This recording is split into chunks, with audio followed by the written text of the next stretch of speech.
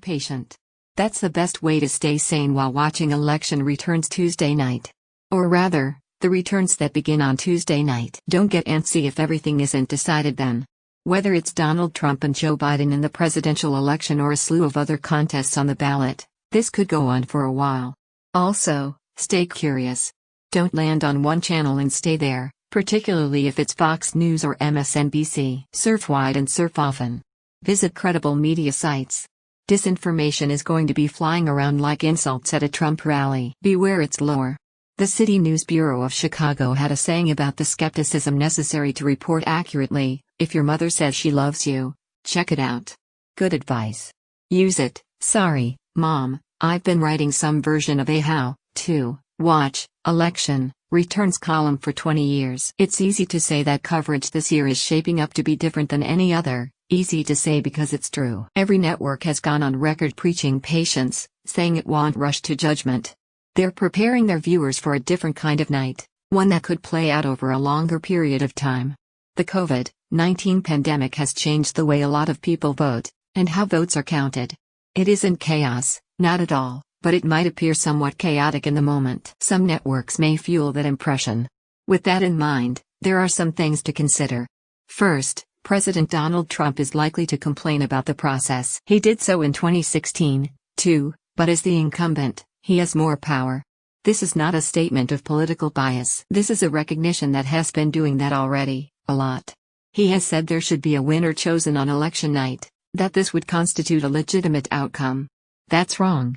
He has also suggested he would not accept an outcome he doesn't consider legitimate. Of course, he's not the arbiter of what makes an outcome legitimate. If he doesn't like it, he can, and will, complain. But nothing more. No winner was declared on election night in 2000, not for weeks in that election.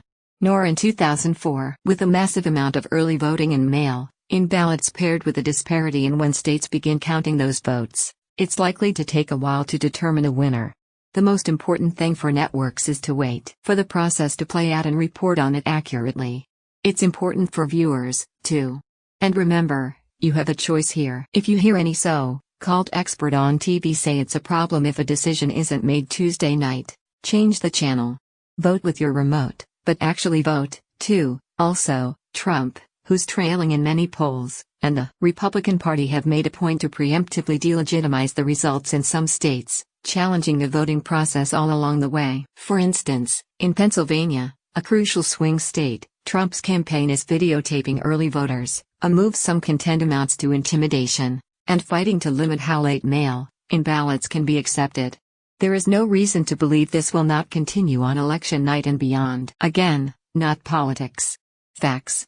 Occasionally networks, whether through partisan designs or in an off-base attempt at both sides reporting, amplify this. It may happen again on election night. Don't listen. The facts are simple. There is no evidence of widespread voter fraud in the United States. There just isn't. To even suggest otherwise is irresponsible.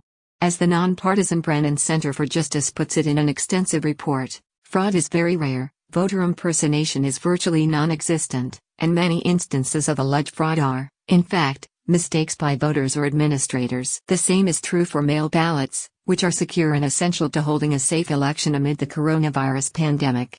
As always, follow the advice found in self-help books, step outside your comfort zone. If you're a conservative, watch some MSNBC. If you're a liberal, watch Fox News. It may take a gallon of Pepto-Bismol to stomach it, depending on your political bent. But it's worth it if you want benchmarks of how the night is going.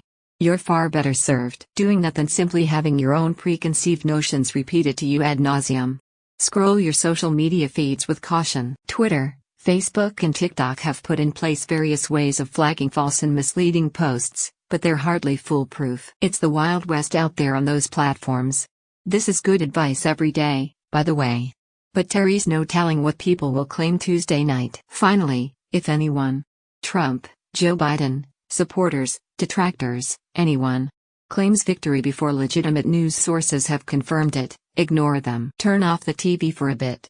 Take a walk, then come back. The noise will be loud, but it doesn't have to be deafening. Networks need to be responsible Tuesday night. So do their audiences.